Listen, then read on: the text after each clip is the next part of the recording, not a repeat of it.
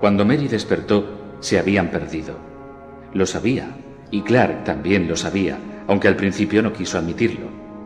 Había adoptado aquella expresión que decía: «Estoy cabreado, así que no me fastidies», con la boca empequeñeciéndose cada vez más, hasta que uno tenía la sensación de que iba a desaparecer por completo. Y además, Clark no emplearía la expresión «nos hemos perdido». Clark diría: «debemos de haber girado mal en algún sitio», e incluso aquello estaría a punto de provocarle un infarto.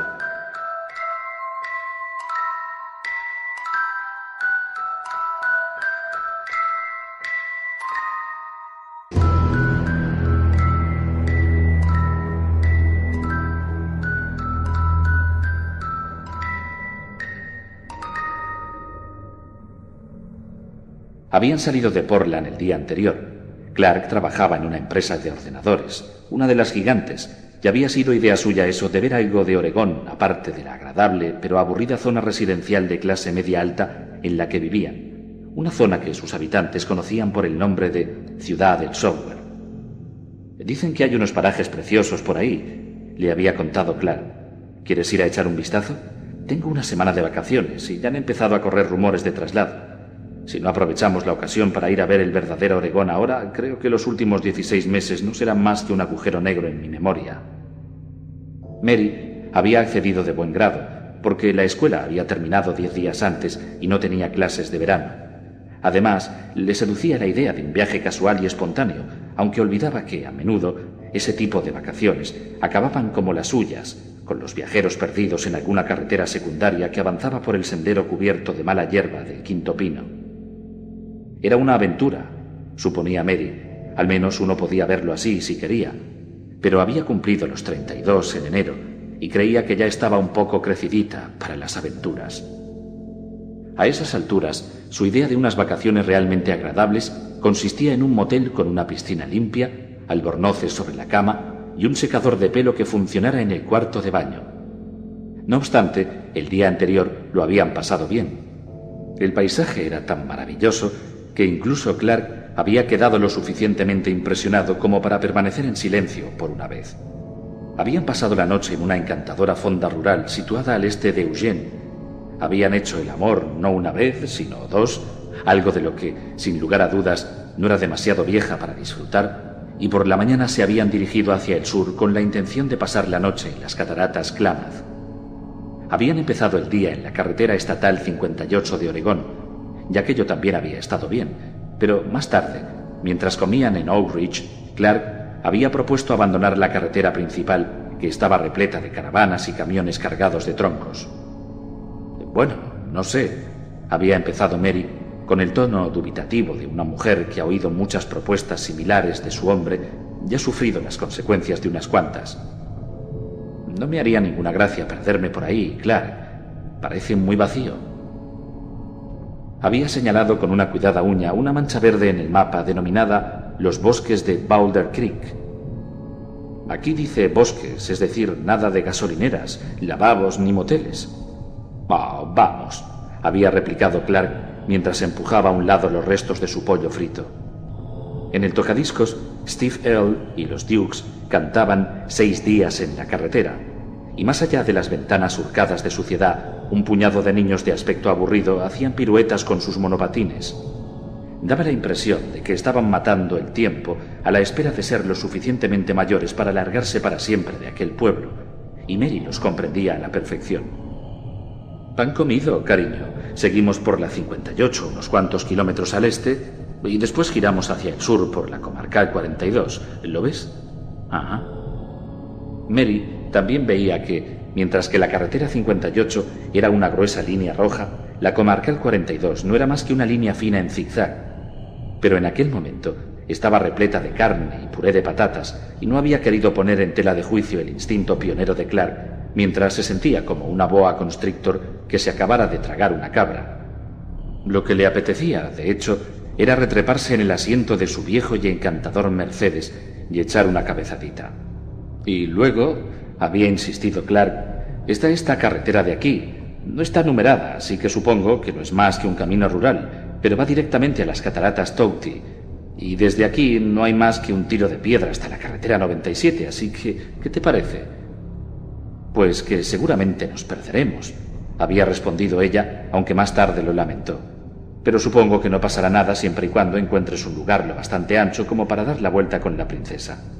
Perfecto, había exclamado Clark con una amplia sonrisa. Volvió a empujar el pollo frito hacia el centro del plato y dio buena cuenta de él, con la salsa fría y todo. Ah, había mascullado Mary con una mano ante el rostro mientras hacía una mueca. ¿Cómo puedes comerte eso? Está bueno, había asegurado Clark con la boca llena de un modo en que solo su mujer lo habría entendido. Además, cuando viajas deberías comer siempre los platos típicos de cada zona. Pues parece como si alguien hubiera estornudado en una hamburguesa pasada, había comentado Mary. Repito, Abandonaron Oak Ridge de buen humor y al principio todo había marchado sobre ruedas. Los problemas comenzaron cuando dejaron la 42 para tomar la carretera sin numerar, la que, según afirmaba Clark, los conduciría a las cataratas Touty en un abrir y cerrar de ojos. En un principio no hubo problema, porque fuera un camino rural o no, lo cierto era que aquella vía estaba en mejor estado que la 42, que habían encontrado surcada de baches y grietas causadas por las heladas, aunque fuera verano. Habían avanzado sin novedad, turnándose para poner cintas en el radiocasete del coche. A Clark le gustaba gente como Wilson Pickett, Al Green y Bob Staples. Mary, por su parte, tenía gustos muy diferentes. «¿Pero qué ves en todos esos tipos blancos?», preguntó Clark cuando Mary puso su cinta favorita en aquel momento, New York, de Lou Reed. «Estoy casada con uno, ¿no?», replicó ella. Aquello hizo reír a su marido. El primer problema surgió al cabo de un cuarto de hora, cuando llegaron a una bifurcación. Ambos caminos parecían igualmente prometedores. «Maldita sea», masculló Clark mientras detenía el coche y abría la guantera para coger el mapa. Lo examinó durante largo rato. «Esto no sale en el mapa». «Oh, no, ya empezamos», suspiró Mary. Estaba a punto de dormirse cuando Clark se detuvo ante la inesperada bifurcación y sentía cierta irritación hacia él. «¿Quieres un consejo?», preguntó. «No», replicó Clark, también un poco irritado. «Pero supongo que me lo darás de todas formas. Y me fastidia cuando pones los ojos en blanco, por si no lo sabías». «Cuando los pongo, ¿cómo, Clark?» «Como si yo fuera un perro viejo que acabara de tirarse un pedo debajo de la mesa. Vamos, dime lo que piensas. Suéltalo, no te cortes». «Da la vuelta ahora que estás a tiempo. Ese es mi consejo». «Ajá. Solo te falta una pancarta que diga arrepiéntete». «¿Qué? ¿Te crees muy gracioso?» «No lo sé, Mar», replicó su marido en tono hosco. Permaneció sentado, mirando alternativamente el parabrisas salpicado de insectos muertos y el mapa que tenía delante. Llevaban casados casi 15 años y Mary lo conocía lo suficiente como para creer que Clark insistiría con toda seguridad en seguir adelante, no a pesar de la bifurcación inesperada, sino precisamente a causa de ella. Cuando Clark Willingham se está jugando las pelotas, no retrocede ante nada, se dijo Mary, al tiempo que se llevaba una mano a la boca para ocultar la sonrisa que estaba a punto de escapársele. No fue lo bastante rápida. Clark le lanzó una mirada y arqueó una ceja. Por la mente de Mary cruzó una idea repentina y desconcertante. Si podía leerle el pensamiento a Clark con la misma facilidad con la que leía un libro de cuentos después de todos aquellos años, era muy posible que él pudiera hacer lo mismo con ella. ¿Pasa algo?, preguntó Clark con voz un poco demasiado aguda. Fue en aquel momento, antes de que se durmiera, se daba cuenta ahora, cuando la boca de su marido había empezado a convertirse en una fina línea. ¿Hay algo que quieras decirme, cariño?, insistió Clark. Mary meneó la cabeza. Nada, solo me estaba aclarando la garganta.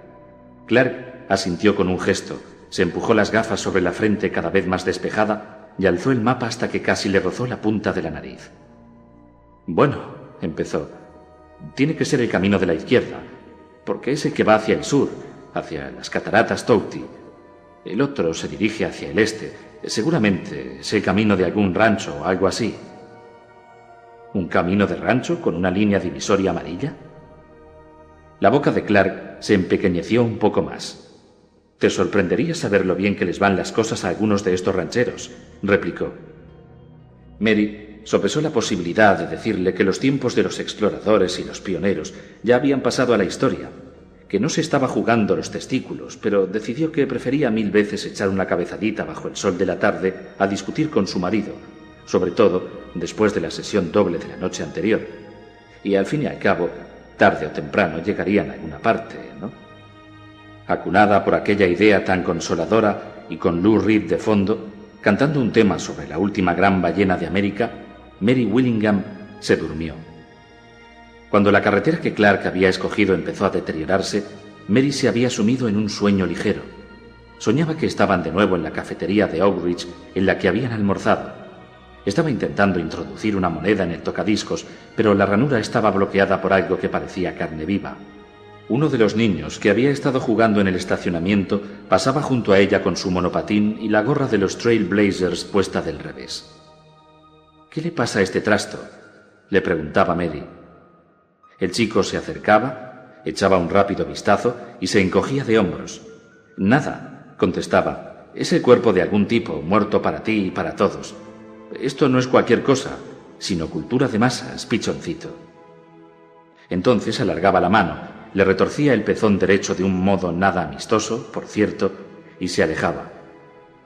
Cuando Mary volvía la mirada hacia el tocadiscos, veía que estaba lleno de sangre y objetos oscuros que flotaban y que se parecían sospechosamente a órganos humanos. «Quizás sea mejor que dejes en paz ese disco de Lou Reed», pensaba Mary. Y de repente, en medio del charco de sangre que crecía tras el vidrio, un disco flotaba hacia el plato, como si le hubiera leído el pensamiento, y Lou Reed empezaba a cantar «Vast Load of Faith». Mientras Mary tenía aquel sueño cada vez más desagradable, la carretera siguió empeorando. Los parches fueron multiplicándose hasta que toda la carretera se convirtió en un remiendo. El disco de Lou Reed, uno de los largos, terminó por fin, y la cinta empezó a sonar de nuevo por la primera cara.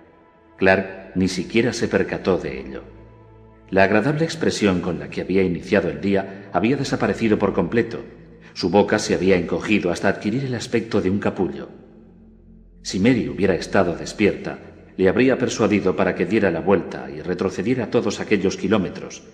Lo sabía, al igual que sabía cómo lo miraría si despertaba y veía aquella estrecha serpiente de asfalto troceado que sólo podía denominarse carretera si uno ponía toda la buena voluntad del mundo, flanqueada de espesos bosques de pinos que se cernían sobre la calzada de tal forma que el asfalto permanecía siempre en la sombra.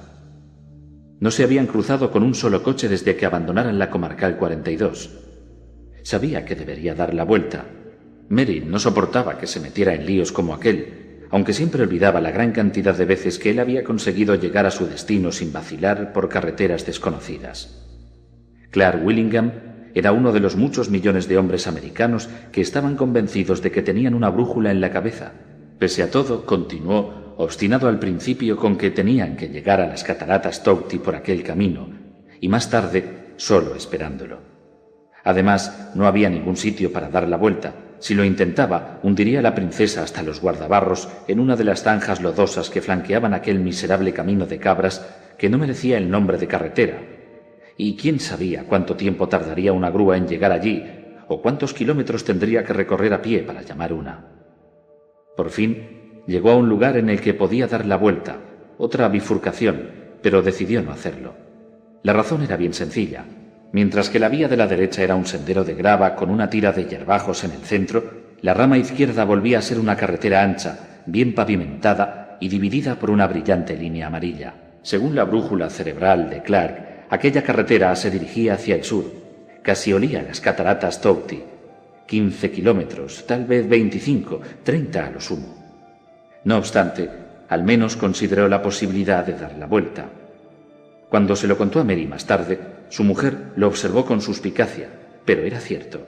Decidió continuar porque Mary había empezado a removerse en su asiento y estaba casi seguro de que la carretera desigual y llena de baches por la que habían llegado la despertaría si daban la vuelta, y que entonces ella lo miraría con aquellos grandes y hermosos ojos azules suyos. Aquello colmaría el vaso. Además, ¿por qué perder 1 hora y media retrocediendo si las cataratas Touty no estaban más que a un tiro de piedra? «Mira esta carretera», se dijo. «¿Crees que una carretera así va a quedar cortada de pronto en ninguna parte?» Puso la princesa en primera, tomó el camino de la izquierda y, sí señor, la carretera quedaba cortada al cabo de un rato. Después de la primera cuesta, la línea divisoria desapareció. Después de la segunda, el pavimento terminó y se hallaron en un maltrecho camino de tierra, con los oscuros bosques cada vez más inclinados sobre ellos y el sol, como Clara advirtió por primera vez, en el lado equivocado del cielo. El pavimento terminó con demasiada brusquedad como para que Clark tuviera tiempo de frenar y guiar la princesa suavemente hacia la nueva superficie, y la sacudida de los amortiguadores despertó a Mary, que se incorporó de un salto y miró en derredor con los ojos muy abiertos. ¿Dónde? Empezó. En aquel preciso instante, y para hacer de aquella tarde una ocasión perfecta y completa, la ronca voz de Lou Reed se aceleró hasta que cantó la letra de Good Evening, Mr. Waldheim, a la velocidad de un personaje de dibujos animados. «Oh», exclamó Mary al tiempo que pulsaba el botón de expulsión. La cinta salió despedida, seguida de una fea sustancia marrón, metros de cinta brillante. La princesa tropezó con un bache casi sin fondo, dio una sacudida hacia la izquierda y por fin se enderezó y salió del hoyo como un barquito de recreo en plena tempestad. «Clark, no digas nada», masculló su marido entre dientes. «No nos hemos perdido. Esto volverá a convertirse en asfalto dentro de un momento, seguramente después de la próxima cuesta. No nos hemos perdido». Alterada todavía por el sueño que había tenido, aunque no recordaba con exactitud de qué se había tratado, Mary, apenada, dejó la cinta estropeada sobre su regazo. Suponía que podría comprar otra, pero no allí, en el quinto pino. Echó un vistazo a los árboles que avanzaban hacia el sendero como invitados hambrientos en un banquete, y se dijo que faltaba mucho para llegar a la tienda de Tower Records más cercana. Miró a Clark, comprobó que tenía las mejillas coloradas y que su boca casi había desaparecido, y decidió que lo más diplomático sería mantener la boca cerrada, al menos de momento. Si se quedaba callada y no adoptaba una actitud acusatoria, habría más posibilidades de que Clark recobrara el sentido común antes de que aquel camino de cabras acabara en una cantera o en unas arenas movedizas. «Además, no puedo dar la vuelta en ninguna parte», prosiguió Clark como si Mary se lo hubiera sugerido. «Ya lo veo», repuso ella en tono neutro. Clark le lanzó una mirada, tal vez deseoso de discutir, tal vez tan solo avergonzado y con la esperanza de que Mary no estuviera demasiado cabreada con él, al menos de momento, y a continuación volvió su atención hacia el paisaje.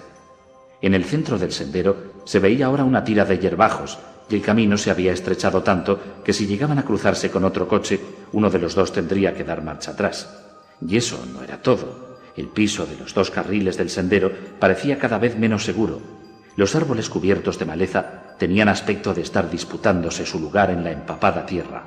No había postes de electricidad a lo largo del camino. Mary estuvo a punto de indicárselo a Clark, pero decidió que sería más sensato no mencionar tampoco ese punto. Su marido condujo en silencio hasta que llegaron a una curva en pendiente. Había esperado algún signo de mejora al otro lado de la cuesta, pero el sendero cubierto de maleza continuaba inexorable. En todo caso, se había tornado más desigual y estrecho, y a Clark empezaba a recordarle los senderos de las fantasías épicas que tanto le gustaba leer, obras de escritores tales como Terry Brooks, Stephen Donaldson y, por supuesto, J.R.R. Tolkien, el padre espiritual de todos los anteriores. En aquellos cuentos, los personajes, que por lo general tenían los pies peludos y las orejas en punta, tomaban aquellos senderos descuidados en contra de sus instintos pesimistas y casi siempre acababan luchando contra gnomos, duendes y esqueletos que blandían mazas.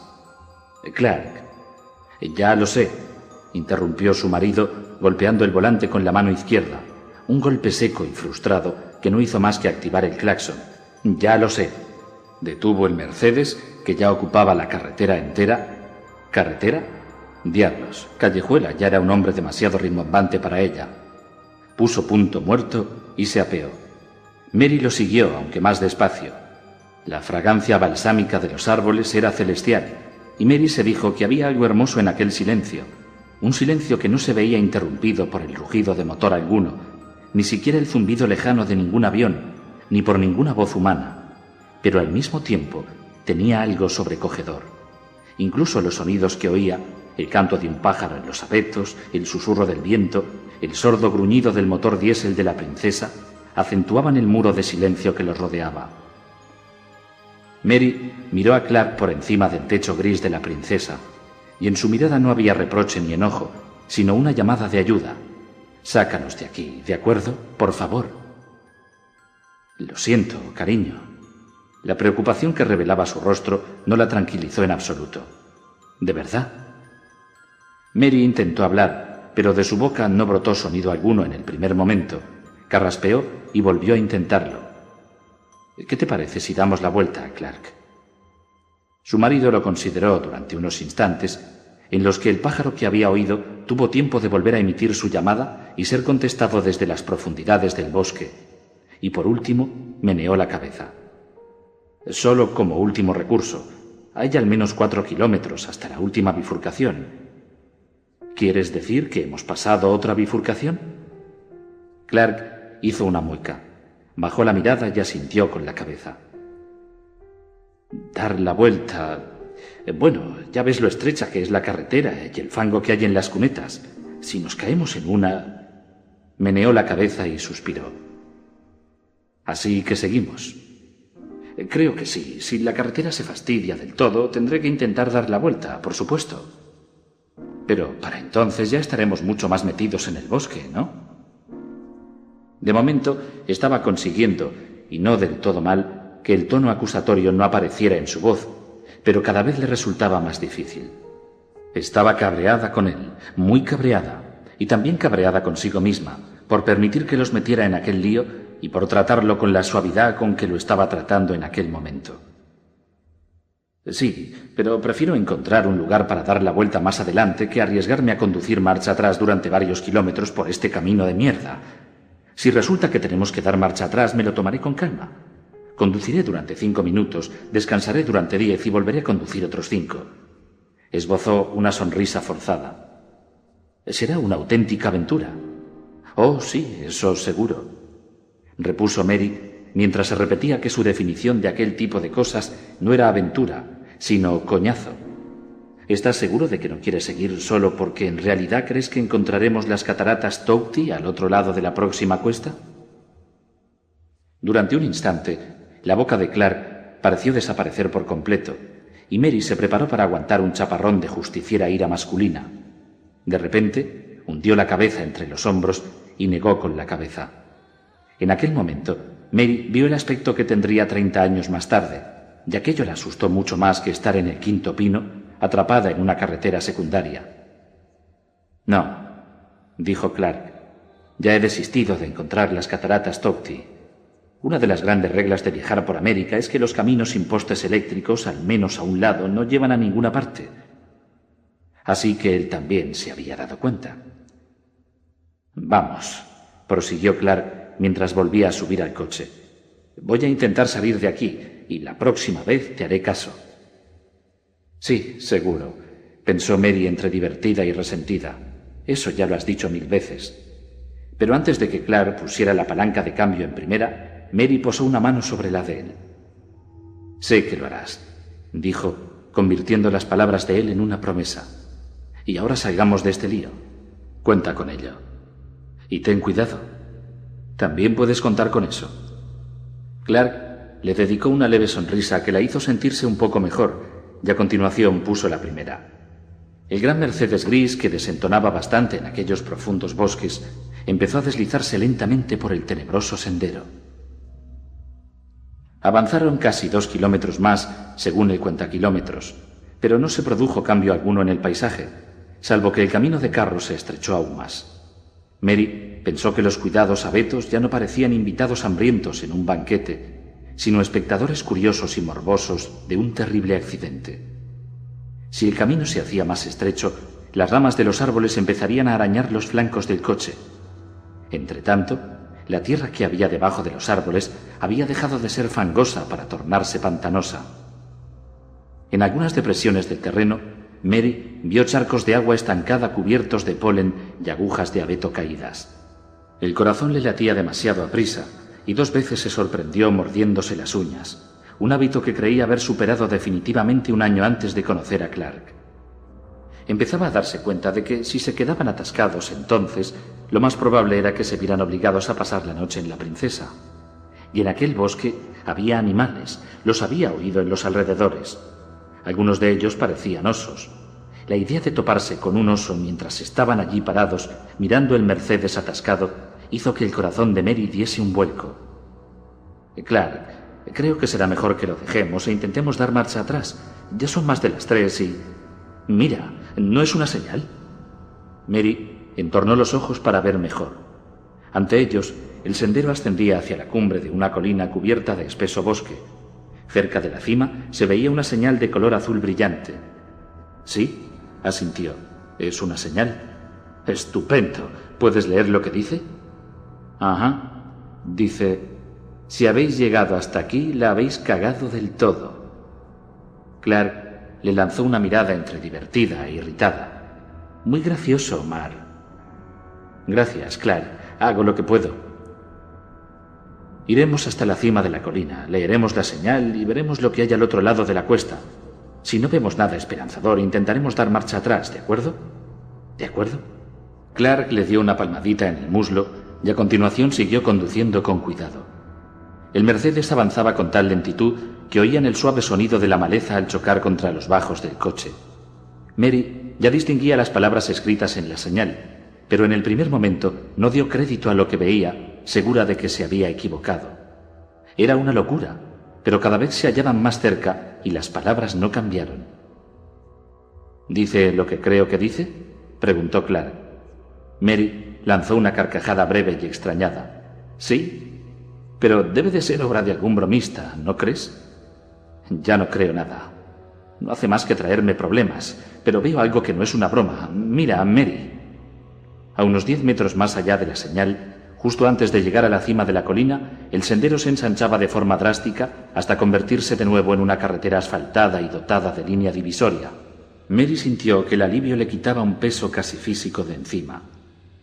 ¿No te parece precioso?, dijo Clark con una sonrisa. Mary asintió con una amplia sonrisa que hacía juego con la de su marido. Al llegar a la altura de la señal, Clark se detuvo para volver a leerla. Bienvenidos a Paraíso del Rock and Roll, Oregón. Cocinamos con gas y usted también lo hará. Rotary, Cámara de Comercio Masones. Tiene que ser una broma, repitió Mary. Quizá no. ¿Una ciudad llamada Paraíso del Rock and Roll? Venga, Clark. ¿Y por qué no? Hay un pueblo llamado Verdad o Acción en Nuevo México, otro que se llama Tiburón Seco en Nevada y otro en Pensilvania que se llama Relaciones. Así que, ¿por qué no Paraíso del Rock and Roll, Oregón? Mary soltó una risita atolondrada. El alivio que sentía era realmente increíble. Te lo has inventado. ¿Qué? Relaciones, Pensilvania. No. Una vez Ralph Ginsberg intentó enviar desde allí una revista llamada Eros, por el matasellos. Los federales no le dejaron, te lo juro. Y quién sabe, a lo mejor la ciudad fue fundada por un puñado de hippies naturistas en los 60. Se volvieron burgueses, con clubs como el Rotary, los masones, etc. Pero conservaron el nombre original. Lo cierto es que la idea le atraía bastante. La hallaba graciosa y extrañamente encantadora al mismo tiempo. Además, no creo que importe. Lo que importa es que hemos vuelto a encontrar una carretera asfaltada como Dios manda, cariño. El tipo de carretera por la que conduce la gente normal. Mary asintió con un gesto. Bueno, pues conduce, pidió, pero ten cuidado. No te preocupes. La princesa se deslizó sobre el nuevo pavimento, que no era asfalto, sino una suave superficie de tierra apisonada que no mostraba ni un remiendo ni una sola junta de dilatación. La cautela es mi... En aquel momento alcanzaron la cima de la colina y la frase quedó suspendida en sus labios. Pisó el freno con tal brusquedad que los cinturones de seguridad quedaron bloqueados y a continuación puso la princesa en punto muerto. «¡Por las barbas del profeta!», exclamó. Ambos permanecieron sentados en el Mercedes con la boca abierta de par en par, contemplando el pueblo que se abría a sus pies. Se trataba de una joya perfecta, engastada en un valle pequeño y poco profundo que recordaba un hoyuelo. Guardaba un sorprendente parecido, al menos a ojos de Mary, con los cuadros de Norman Rockwell y las ilustraciones de ciudades de provincias de Currier and Ives. Intentó convencerse de que aquello no se debía más que a la geografía, al hecho de que el pueblo estaba rodeado de bosques de color verde oscuro, verdaderos ejércitos de abetos viejos y gruesos que crecían muy juntos más allá de los campos. Pero había algo más aparte de la mera geografía, y suponía que Clark lo sabía tan bien como ella. Se advertía algo demasiado encantador y equilibrado en las dos agujas de las iglesias, por ejemplo, que se alzaban en el extremo norte y en el extremo sur del parque municipal, respectivamente. El edificio rojo situado al este debía de ser la escuela, y la edificación grande y blanca del oeste, rematada por un campanario y una antena parabólica, debía de ser el ayuntamiento. Las casas parecían demasiado pulcras y acogedoras, la clase de domicilios que uno podía ver en los anuncios inmobiliarios de algunas revistas de antes de la guerra como The Saturday Evening Post y American Mercury. Debería salir humo de al menos 1 o 2 chimeneas, se dijo Mary, y tras observar el lugar con mayor detenimiento, advirtió que así era. De repente recordó una de las historias de las crónicas marcianas de Ray Bradbury. Se titulaba Marte es el paraíso, y en ella los marcianos habían camuflado el matadero con tal astucia que llegaba a parecer la ciudad soñada por todo el mundo. «Da la vuelta», dijo de pronto. «Tendrás sitio suficiente si vas con cuidado». Clark se volvió lentamente hacia ella con una expresión que no hizo ni pizca de gracia a Mary. La estaba mirando como si creyera que se había vuelto loca. «Cariño, ¿qué estás...?» «No me gusta, eso es todo», insistió ella. Sentía un calor cada vez más intenso en el rostro, pero prosiguió pese a todo. «Me recuerda una historia de miedo que leí cuando era jovencita». Hizo una pausa. «Me recuerda La casita de chocolate de Hansel y Gretel». Clark siguió observándola con aquella mirada patentada por él y que decía: «No puedo creerlo». Y Mary se dio cuenta de que su marido quería bajar al pueblo y que seguía siendo víctima del ataque de testosterona que lo había impulsado a abandonar la carretera principal después de comer. Quería explorar, por Dios, y quería un recuerdo del pueblo, por supuesto. Se conformaría con una camiseta comprada en la tienda del pueblo, una que dijera algo encantador como «He estado en paraíso del rock and roll y, ¿sabes?, tienen un grupo de la leche». «Cariño», empezó en el tono que normalmente empleaba cuando pretendía engatusarla para hacer algo o morir en el intento. «Oh, basta. Si quieres hacer algo agradable por mí, da la vuelta de una vez y regresemos a la carretera 58. Si lo haces, podrás volver a comer azúcar esta noche. Ración doble incluso, si te apetece». Clark exhaló un profundo suspiro. Tenía las manos sobre el volante y los ojos fijos en el parabrisas. «Echa un vistazo al otro lado del valle, Mary», señaló por fin, aunque sin mirarla. «¿Ves esa carretera que sube por ahí?» «Sí, ya la veo». «¿Ves lo ancha que es, lo lisa que es, lo bien pavimentada que está?» «Clark, eso no es...» «Mira, creo que acabo de ver un verdadero autobús en esa carretera». Clark señaló una mancha amarilla que reptaba en dirección al pueblo. Su caparazón de metal brillaba con intensidad bajo el sol de la tarde. «Ya tenemos un vehículo más en este lado del mundo». Aún así, Clark cogió el mapa que había estado sobre la consola y cuando se volvió hacia ella, Mary advirtió desconcertada que el tono alegre y persuasivo había ocultado por un momento el hecho de que su marido estaba muy cabreado con ella. «Escucha, Mar, y escucha con atención porque es posible que después te hagas algunas preguntas. Quizá pueda dar la vuelta aquí, pero quizá no. Es un tramo más ancho, pero no estoy tan seguro como tú de que sea lo suficientemente ancho. Y el piso me sigue pareciendo bastante blando. Clark, no me grites, por favor. Me está empezando a doler la cabeza». Clark se esforzó por moderar el tono de voz. «Aunque consigamos dar la vuelta, hay unos 20 kilómetros hasta la carretera 58 y tenemos que recorrerlos por el mismo camino de cabras».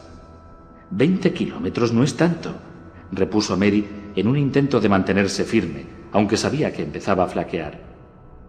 Se odió por ello, pero eso no cambiaba las cosas. La acometió la terrible sospecha de que así era como los hombres se salían casi siempre con la suya, no porque tuvieran razón, sino porque nunca cejaban en su empeño. Discutían igual que jugaban al fútbol, y si insistías, casi siempre acababas la discusión con algunos morados en la psique. «No, 20 kilómetros no es tanto», admitió Clark con su voz más razonable, esa voz que decía: Estoy intentando no estrangularte, Mary. Pero, ¿qué me dices de los 80 que tendremos que recorrer para rodear estos bosques una vez lleguemos a la 58? Hablas como si tuviéramos que coger un tren, Clark. Es que me cabrea. Ves un pueblo de lo más agradable y con un nombre de lo más gracioso y replicas que te recuerda Viernes 13, XX o algo así y que quieres dar la vuelta. Y esa carretera, añadió al tiempo que la señalaba, va hacia el sur. Seguro que no tardamos ni media hora en llegar a las cataratas Togti desde aquí. Eso es lo que dijiste en Oak Ridge antes de que nos embarcáramos en la parte misteriosa de nuestro viaje. Clark siguió mirándola con la boca convertida en un diminuto frunce y a continuación cogió la palanca de cambio. «A la mierda», gruñó. «Daremos la vuelta, pero si nos cruzamos con un coche por el camino, con uno solo, acabaremos dando marcha atrás para volver a Paraíso del Rock and Roll. Así que...» Por segunda vez aquel día, Mary posó una mano sobre la de su marido antes de que éste pudiera poner primera. «Vamos, sigue», terció Mary. «Lo más probable es que tú tengas razón y yo esté diciendo tonterías». Poder discutir de esta manera debe de ser algo innato, se dijo. O eso, o es que estoy demasiado cansada para peleas. Apartó la mano, pero Clark no hizo nada durante unos breves instantes. «Solo si estás convencida», dijo por fin. Y aquello era lo más ridículo de todo, ¿no? Ganar no bastaba para un hombre como Clark, necesitaba unanimidad. Mary se la había proporcionado en muchísimas ocasiones en las que no estaba convencida en absoluto, pero en aquel momento se dio cuenta de que no era capaz de volver a hacerlo. «Pero es que no estoy convencida», protestó. «Si me hubieras escuchado de verdad, en lugar de limitarte a aguantarme, lo sabrías. Es probable que tú tengas razón y que yo esté diciendo tonterías. Lo que tú dices tiene más sentido que lo que pienso yo, eso lo reconozco, por lo menos, y estoy dispuesta a seguir. Pero eso no cambiará lo que pienso, así que por esta vez tendrás que disculparme si no me pongo la faldita de animadora y dirijo los gritos de «¡Vamos, Clark, adelante!». «Madre mía», exclamó su marido. Había adoptado una expresión de desconcierto que le confería un aspecto poco característico y desagradablemente infantil. «Estás de mala baba, ¿verdad, pichoncito?» «Supongo que sí», repuso ella. Esperaba que su marido no advirtiera lo desagradable que le había resultado aquel apelativo cariñoso. Al fin y al cabo, tenía 32 años y Clark estaba a punto de cumplir los 41. Se sentía un poco demasiado vieja para ser el pichoncito de nadie y creía que Clark era demasiado viejo para necesitar uno. De repente, la expresión atribulada desapareció del rostro de su marido y dio paso al Clark que a ella le gustaba, el Clark con el que estaba segura de poder pasar la segunda mitad de su vida. «Pero estarías muy mona con una faldita de animadora», aseguró mientras fingía medirle el muslo. «Muy mona». «Eres un tonto, Clark», amonestó ella, aunque sin poder contener la risa. «Tiene usted toda la razón, señora», asintió él mientras ponía la primera. El pueblo carecía de afueras, a menos que los escasos campos que lo rodeaban contaran. En un momento dado, avanzaban por un sendero sombreado de árboles. Al siguiente se vieron rodeados de amplios campos castaños, y de pronto se hallaron pasando junto a hileras de pulcras casitas. El pueblo estaba tranquilo, pero no desierto. Unos cuantos coches avanzaban perezosos por las 4 o 5 calles que constituían el centro, y un puñado de peatones paseaban por las aceras. Clark alzó una mano para saludar a un hombre barrigudo y de torso desnudo que regaba el jardín al tiempo que se bebía una lata de Olimpia. El hombre barrigudo, al que el sucio cabello le colgaba hasta los hombros en descuidados mechones, los observó al pasar, pero no les devolvió el saludo. La calle principal producía la misma impresión que los cuadros de Norman Rockwell, aunque tan intensa que provocaba una sensación de déjà vu. Las aceras estaban flanqueadas de robles robustos y viejos, y así era como debía ser, en cierto modo. No había que ver el único bar del pueblo para saber que se llamaba Bar La Gota y que habría un pavo iluminado exhibiendo las mascotas de Budweiser sobre la barra. En aquel pueblo se aparcaba en batería. Había un poste giratorio de color rojo, azul y blanco ante la barbería El Último Grito. Sobre la puerta de la farmacia local, que se llamaba La Afinada, se veía un mortero y un majar. La tienda de animales domésticos, que exhibía un cartel con las palabras «Tenemos siameses», se llamaba El Conejo Blanco, como la canción de los Jefferson Airplane. Todo era tan coherente que daba ganas de vomitar. Lo más coherente era el parque municipal, situado en el centro del pueblo. Sobre la glorieta de la banda se veía un cartel colgado con alambres, y Mary no tuvo dificultad alguna para leer lo que decía, aunque se hallaba a unos 100 metros de distancia. Esta noche, concierto. De repente se dio cuenta de que conocía aquel pueblo, pues lo había visto muchas veces en la televisión a última hora de la noche. Nada de la infernal visión de Marte de Ray Bradbury, ni de la casita de chocolate de Hansel y Gretel. Aquel lugar se parecía mucho más a El Pueblo Peculiar, al que siempre iban a parar los personajes de diversos episodios de la serie de terror La Zona Muerta. Se inclinó hacia su marido. «No estamos viajando a través de una dimensión visual y acústica, Clark, sino mental», anunció en voz baja y ominosa. «Mira». Señaló con el dedo un punto cualquiera, pero una mujer parada ante el concesionario de coches del pueblo vio el gesto y la miró con ojos entornados y llenos de desconfianza. «¿Que mire qué?», replicó Clark.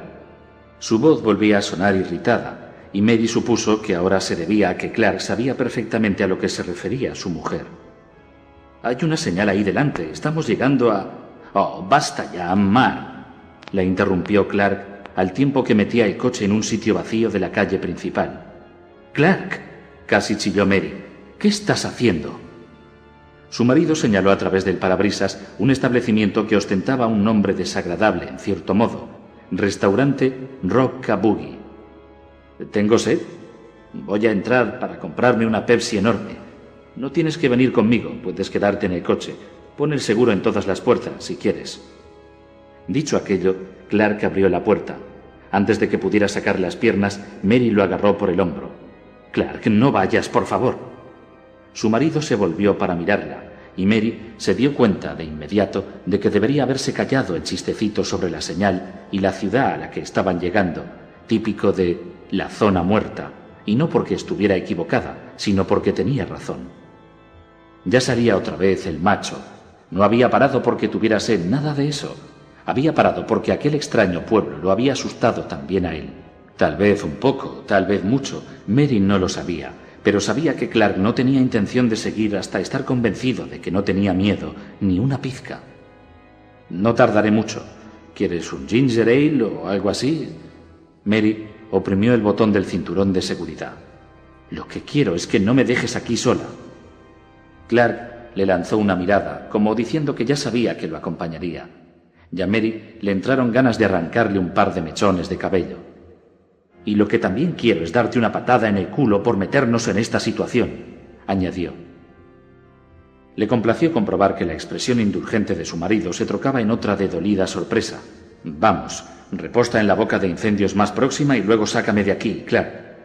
«¿Boca de incendios? Mary, ¿de qué narices estás hablando?» «De los refrescos», casi gritó Mary, mientras se decía que era realmente increíble que unas buenas vacaciones con un buen hombre pudieran irse al garete en tan poco tiempo. Miró al otro lado de la calle y vio a dos muchachos de pelo largo. También bebían Olimpia y estaban observando a los forasteros. Uno de ellos llevaba un maltrecho sombrero de copa. La margarita de plástico colocada en la banda se balanceaba con el viento. Los brazos de su compañero estaban surcados de tatuajes desvaídos. A Mary le parecían la clase de tipos que han dejado el instituto en segundo debut por tercera vez a fin de tener más tiempo para reflexionar sobre los placeres de juguetear con motores y forzar a las chicas en la primera cita. Y lo más extraño era que le resultaban familiares. Los muchachos la sorprendieron mirando. El del sombrero de copa levantó una mano y agitó los dedos en su dirección. Mary apartó la mirada con rapidez y se volvió hacia Clark. «Vamos a comprar las bebidas y luego nos largamos de aquí cuanto antes». «De acuerdo», asintió él. «Y no hacía falta que me gritaras, Mary. Estaba justo a tu lado y...» «Clark, ¿ves a esos dos tipos al otro lado de la calle?» «¿Qué dos tipos?» Mary se giró a tiempo de ver a Sombrero de Copa y a Tatuajes entrar en la barbería. Tatuajes miró por encima del hombro y aunque no estaba del todo segura, Mary creyó que le había guiñado un ojo. «Esos que están entrando en la barbería, ¿los ves?» Clark miró, pero lo único que vio fue una puerta que se cerraba y los deslumbrantes destellos que el sol arrancaba del vidrio.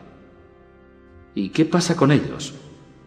Pues que me resultan familiares. ¿Ah, sí? Sí, pero me cuesta creer que alguna de las personas que conozco se haya mudado a Paraíso del Rock and Roll, Oregón, para aceptar empleos gratificantes y bien pagados como haraganes. Clark lanzó una carcajada y la tomó por el codo. Vamos, dijo al tiempo que la conducía al interior del restaurante Rock-A-Boogie. El Rock-A-Boogie contribuyó en gran medida a aplacar los temores de Mary. Había esperado encontrarse con un antro grasiento, no muy diferente del tenebroso y bastante sucio agujero de Oak Ridge en el que habían parado para almorzar. En lugar de ello, entraron en una cafetería luminosa y agradable, con un aire muy de los años 50. Paredes de baldosas azules, vitrina cromada para pasteles, pulido suelo de parquet amarillo, ventiladores de techo que giraban perezosos sobre sus cabezas. La esfera del reloj de pared estaba rodeada de delgados tubos de neón rojo y azul. Dos camareras en uniformes de rayón verde mar, que a Mary se le antojaron trajes procedentes de American Graffiti, estaban junto a la inmaculada ventanilla de acero que había entre el restaurante y la cocina. Una de ellas era joven, de apenas 20 años, si es que llegaba, y cierta belleza desvaída. La otra, una mujer bajita con una espesa melena rizada de color fuego, tenía una expresión dura que a Mary se le antojó áspera y desesperada a un tiempo. Y había algo más. Por segunda vez en escasos minutos, Mary tuvo la intensa sensación de que conocía a alguien en aquel pueblo. Sobre la puerta sonó un timbre cuando Clark y Mary entraron en el restaurante. Las camareras los miraron. «Hola, ¿qué tal?», saludó la más joven. «Voy ahora mismo». «No, creo que tardaremos un poco», replicó la pelirroja. «Estamos muy ocupadas, ¿lo ven?». Recorrió con un gesto la estancia, desierta como solo puede estarlo un restaurante de pueblo en las horas que median entre la comida y la cena, y se rió alegremente de su propia ocurrencia. Al igual que la voz, la risa poseía una cualidad ronca y quebrada que Mary asociaba con whisky y cigarrillos. «Pero conozco esa voz», pensó. «Juraría que la conozco». Se volvió hacia Clark y vio que estaba mirando como hipnotizado a las camareras, que habían reanudado su conversación. Se vio obligada a tirarle de la manga para llamar su atención, y después tuvo que volver a tirar de ella cuando Clark se dirigió hacia las mesas que había en la parte izquierda del local. Mary quería que se sentaran a la barra. Quería comprar los malditos refrescos en vasos para llevar y largarse de allí. «¿Qué te pasa?», le preguntó en un susurro. «Nada», repuso él. «Creo». «Parecía como si se te hubiera comido la lengua el gato». «Esa es la sensación que he tenido por un momento», contestó su marido, pero antes de que Mary pudiera pedirle explicaciones, Clark ya había dirigido su atención hacia el tocadiscos del local. Mary se sentó a la barra. «Voy ahora mismo, señora», repitió la camarera más joven. A continuación se acercó más a su compañera de voz ronca para oír lo que decía.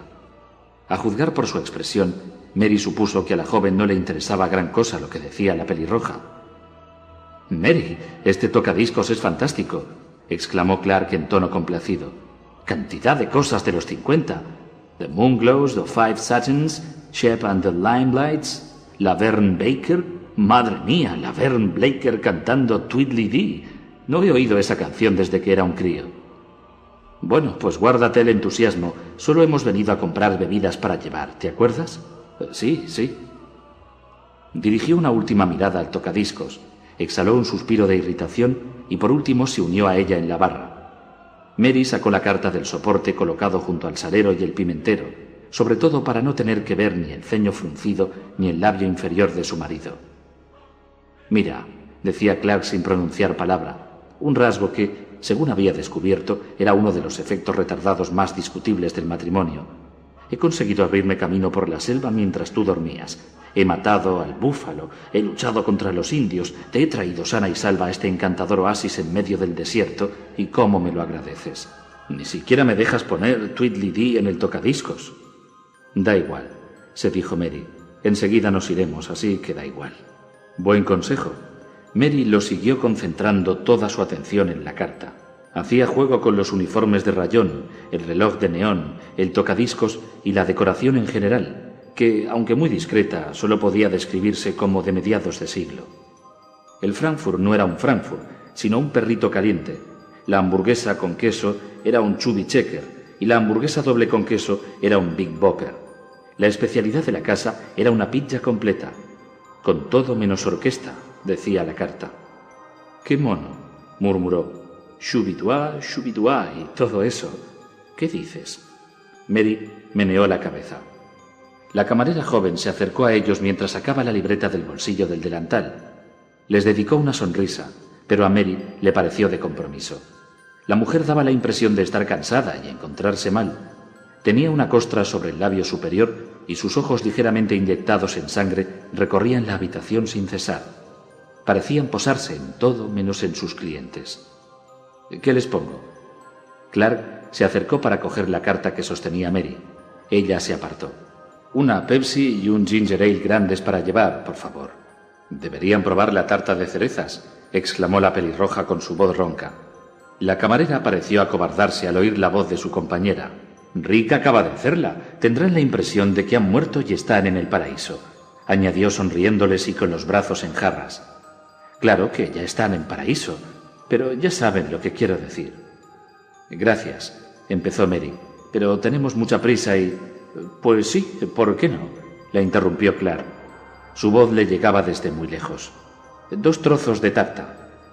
Mary le propinó una patada en el tobillo, una patada fuerte, pero Clark no dio signos de haberse enterado. Estaba mirando de nuevo a la pelirroja, ahora con la boca abierta de par en par. La pelirroja se daba perfecta cuenta de ello, pero no parecía importarle. Levantó una mano y se atusó la rebelde melena con ademanes perezosos.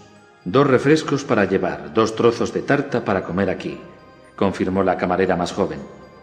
Les dirigió otra mirada nerviosa mientras sus inquietos ojos examinaban la alianza de Mary, el azucarero, uno de los ventiladores del techo. «¿Lo quieren a la mode?», preguntó mientras colocaba 2 servilletas y 2 tenedores sobre la barra. Empezó Clark. «No», lo interrumpió Mary a toda prisa. La vitrina cromada se hallaba en el otro extremo de la barra.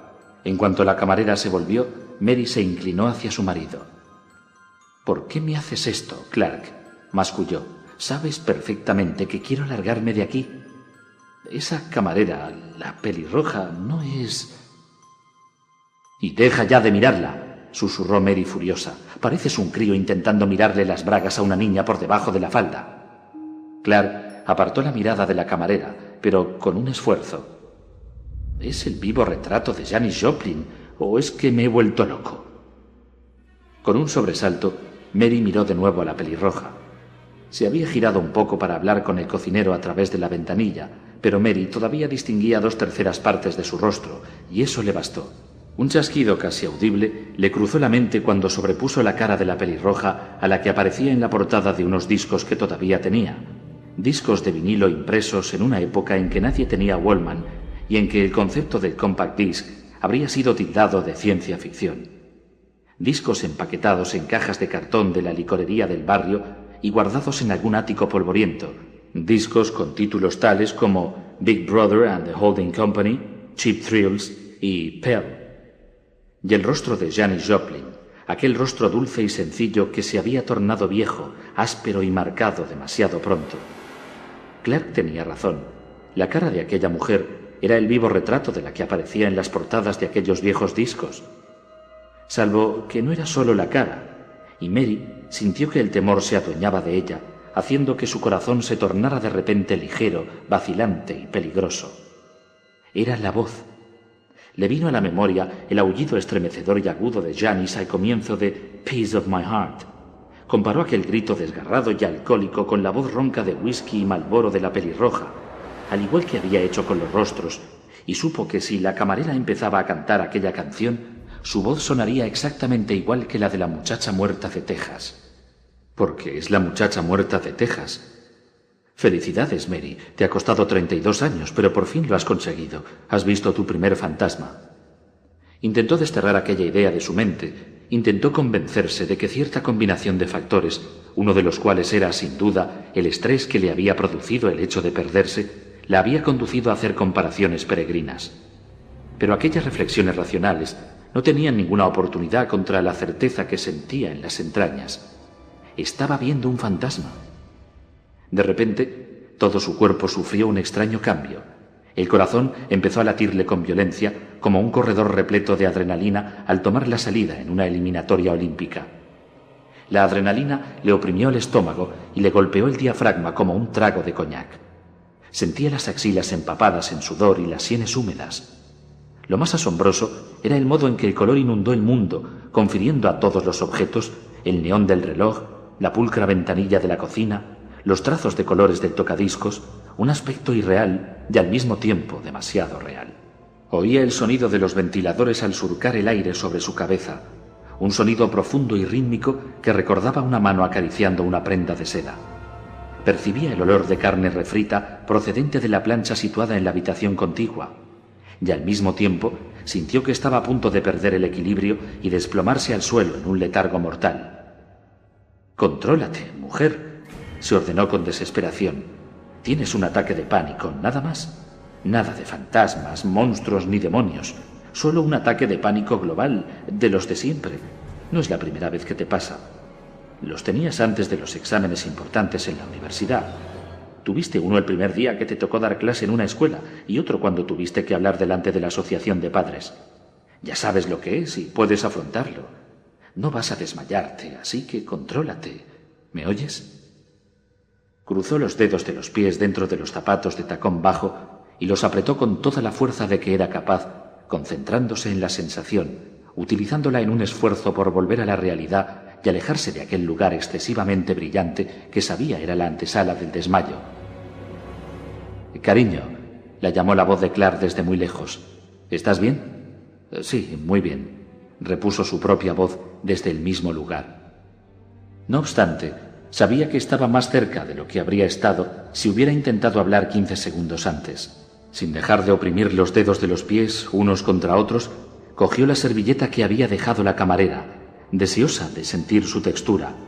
Otro punto de contacto con la realidad y otro modo de alejar el pánico, la sensación irracional, porque era irracional, ¿no?, que se había apoderado de ella con tanta fiereza. Se llevó la servilleta al rostro con intención de secarse el sudor de la frente, y en aquel instante vio que había algo escrito en el dorso, unas palabras garabateadas débilmente con un lápiz que había rasgado el frágil papel. Mary leyó el mensaje escrito en mayúsculas. «Váyanse de aquí antes de que sea demasiado tarde». «Mar, ¿qué te pasa?» La camarera, con el herpes en el labio superior y los ojos inquietos y atemorizados, se acercó a ellos con la tarta. Mary dejó caer la servilleta sobre su regazo. «Nada», aseguró con serenidad. Cuando la camarera colocó los platos frente a ellos, Mary se obligó a mirarla a los ojos. «Gracias», dijo. «De nada», farfulló la muchacha, mirando a Mary fijamente por un instante antes de que sus ojos volvieran a recorrer todos los rincones del local.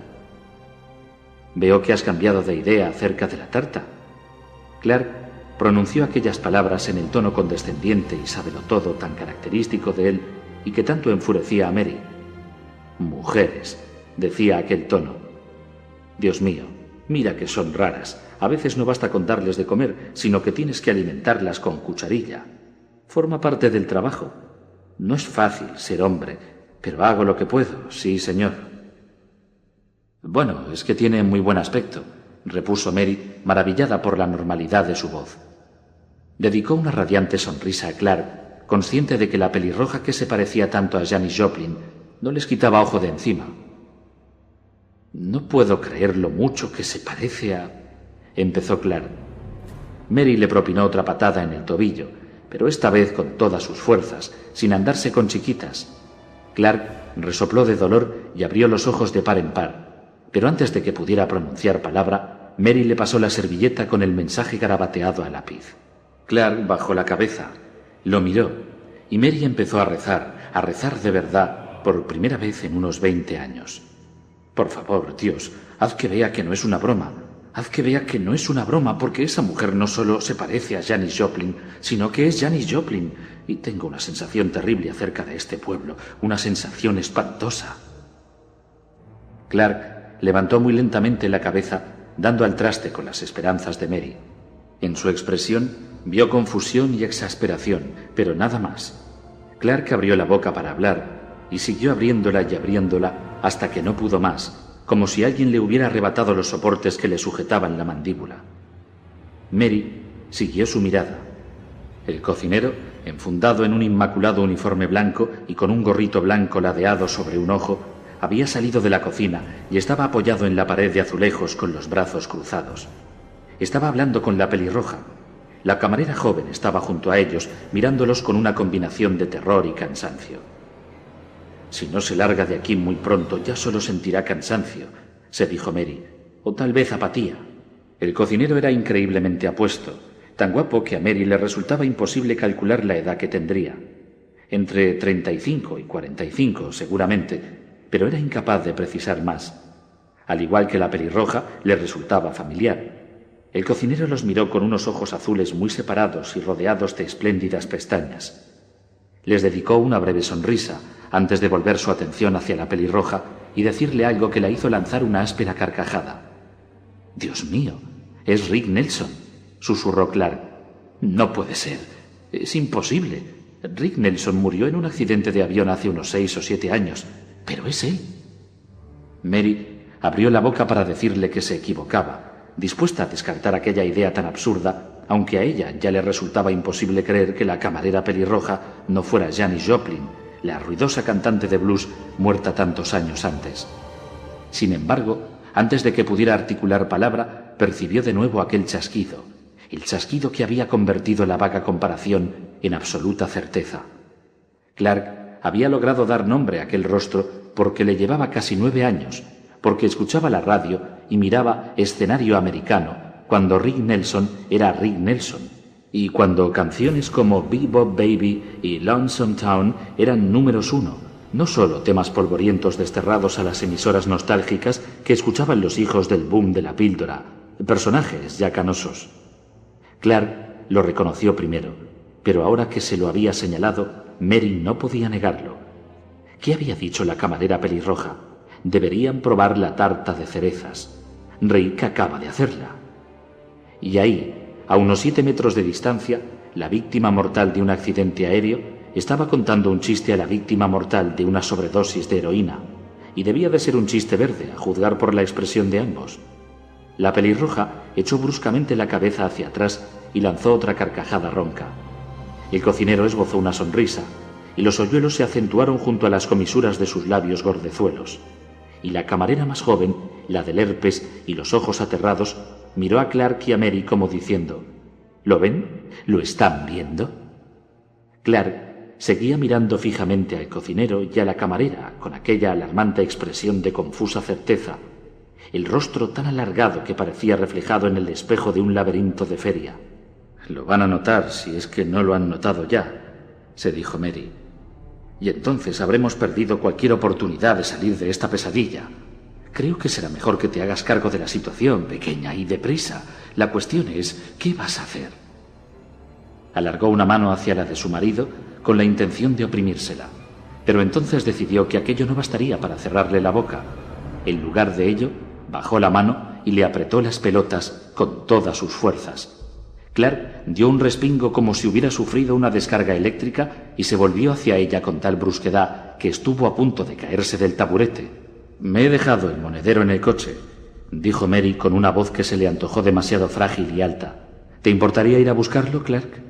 Miró a su marido con labios sonrientes y los ojos clavados en los de él con total concentración. Había leído, probablemente en alguna estúpida revista femenina, mientras esperaba su turno en la peluquería, que cuando llevas 10 o 20 años viviendo con el mismo hombre, desarrollas un leve vínculo telepático con él.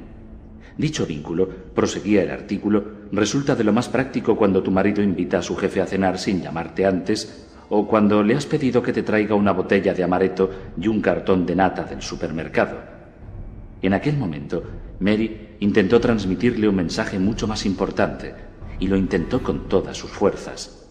«Vamos, Clark, ve, por favor. Esperaré 10 segundos y después saldré corriendo, y si no estás al volante y con la llave en el contacto cuando llegue, tengo la sensación de que estaremos pero que muy jodidos». Y al mismo tiempo, una Mary más profunda decía con timidez: «Es un sueño, ¿verdad? Quiero decir que es un sueño, ¿no?». Clark la miraba con atención, los ojos llenos de lágrimas por el apretón que le había dado, pero al menos no se estaba quejando.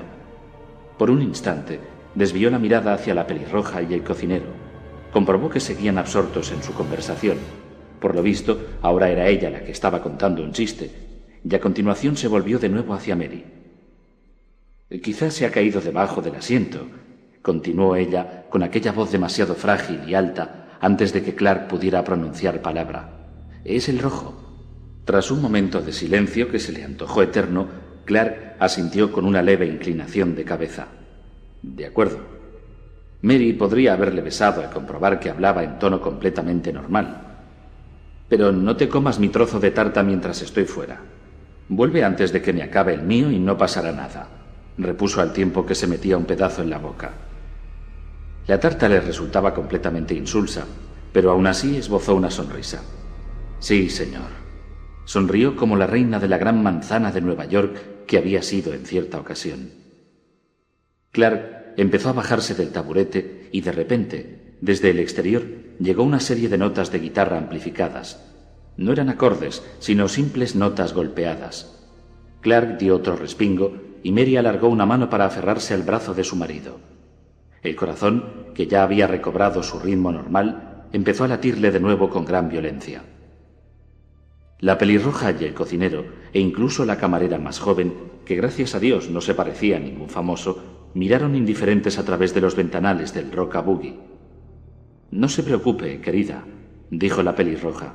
«Solo están empezando la prueba de sonido para el concierto de esta noche». «Exacto», corroboró el cocinero con sus ojos azules clavados en Mary. «Tenemos concierto casi cada noche». «Sí», pensó Mary. Claro que sí». Una voz monótona y al tiempo divina tronó desde el parque municipal, una voz tan fuerte que casi podía romper ventanas. Mary, que había asistido a unos cuantos conciertos de rock, pudo situarla sin problema alguno en un contexto concreto. Le recordaba la imagen de pipas, de cabello largo y expresión aburrida, que se paseaban por el escenario antes de que se encendieran las luces, sorteando con gracia los bosques de amplis y micros, arrodillándose de vez en cuando para empalmar dos cables. «Probando», gritó la voz. «Probando, 1, 2, probando, 1, 2». Otro rasgueo de guitarra, que tampoco era un acorde, pero que ya se acercaba más. Un redoble de batería. A continuación, un rápido riff de trompeta sacado de Instant Karma y acompañado por el leve golpeteo de unos bongos. «Esta noche concierto, a lo Norman Rockwell», anunciaba el cartel del parque municipal, y Mary, que se había criado en Elmira, Nueva York, había asistido a bastantes conciertos gratis al aire libre cuando era pequeña. Aquellos sí habían sido conciertos a la Norman Rockwell, en los que la banda, consistente en tipos con el uniforme de voluntarios de los bomberos, porque no podían permitirse uniformes de banda, se abría paso por entre marchas algo desafinadas y el cuarteto de la barbería local, y tocaba cosas como Shenandoah y I've Got a Gal from Kalamazoo.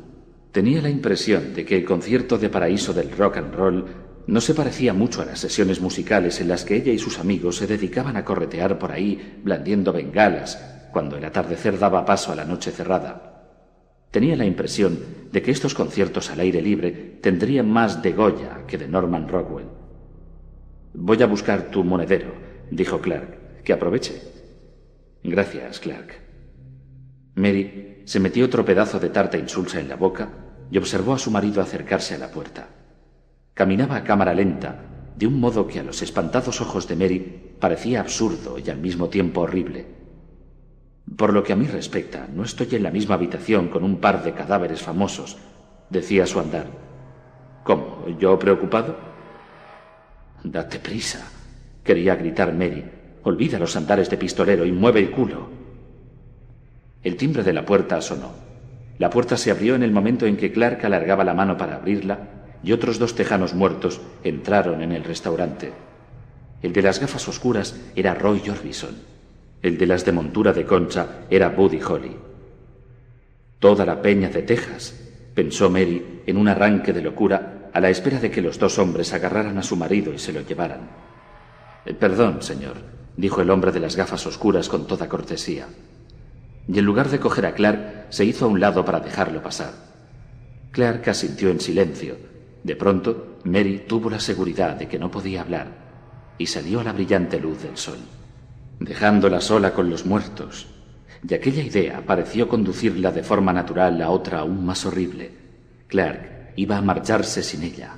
De pronto tuvo la certeza de que lo haría, no porque quisiera y desde luego no porque fuera un cobarde, pues la situación trascendía toda cuestión de cobardía o valentía, y suponía que la única razón por la que no estaban ya arrastrándose y babeando por el suelo era por la rapidez con que se había desencadenado. No, se marcharía sin ella porque no podría hacer otra cosa. El reptil que anidaba en lo más profundo de su mente, el responsable del instinto de supervivencia, saldría de su asquerosa guarida y se haría cargo de la situación. «Tienes que salir de aquí, Mary», le advirtió una voz interior, la voz de su propio reptil, en un tono que la asustó. Era una voz más razonable de lo que tenía derecho a ser en vista de la situación, y tenía la sensación de que aquella razón tan dulce podía dar paso a dementes chillidos en cualquier momento. Mary apartó un pie de la barandilla situada bajo la barra y lo apoyó en el suelo, intentando al mismo tiempo mentalizarse para la huida, pero antes de que estuviera dispuesta, una mano estrecha se posó sobre su hombro. Al levantar la cabeza, vio el rostro sonriente y confiado de Buddy Holly. Había muerto en 1959, un dato que Mary recordaba de la película en la que Gary Busey había interpretado el personaje de Buddy.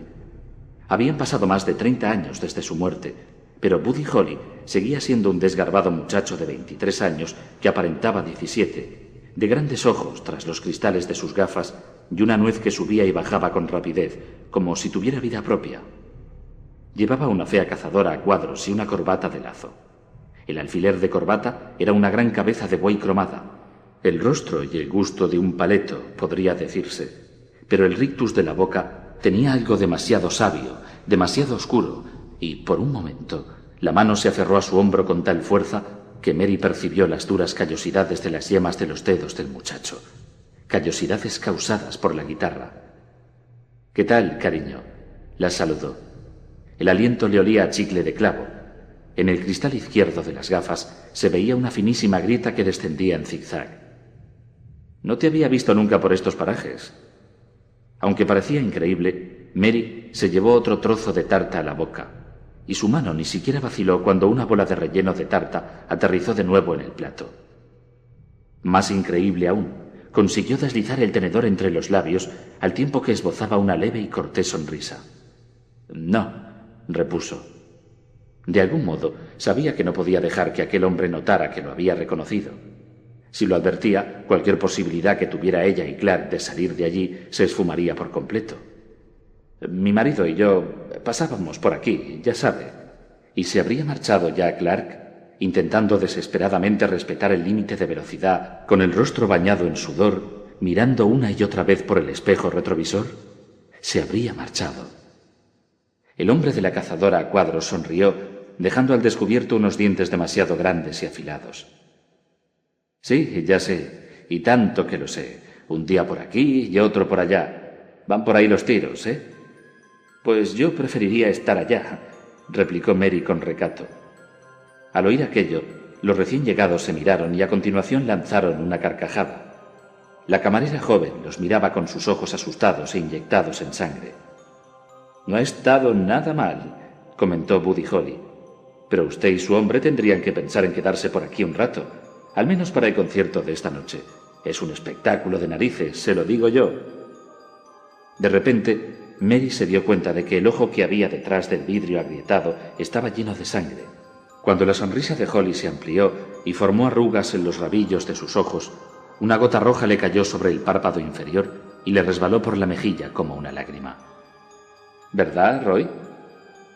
«Sí, señora, es verdad», corroboró el hombre de las gafas oscuras. «Hay que verlo para creerlo». «No lo dudo», terció Mary con voz débil. Sí, Clark se había ido. Ahora estaba segura de ello. El niño de la testosterona se había largado con viento fresco y suponía que la asustada camarera del herpes no tardaría en llevarla a la trastienda, donde la estarían esperando su propio uniforme de rayón y su libreta. «Para contar a los amigos», aseguró Holly con orgullo. «Se lo digo yo». La gota de sangre cayó de su rostro y fue a parar al asiento del taburete que Clark había ocupado hasta hacía un momento. «Quédense, no se arrepentirán». insistió Holly mientras miraba a su amigo en busca de apoyo. El hombre de las gafas oscuras se había unido al cocinero y las camareras. En aquel momento puso una mano sobre la cadera de la pelirroja, que colocó la suya sobre la del hombre y lo miró sonriendo. Mary vio que las uñas de los dedos cortos y rechonchos de la mujer estaban comidas hasta la base. Una cruz maltesa pendía en el escote de la camisa de Roy Orbison, quien asintió con un gesto y esbozó una sonrisa. «Nos encantaría que se quedaran, señora, y no solo por una noche. Quédense a hacernos compañía.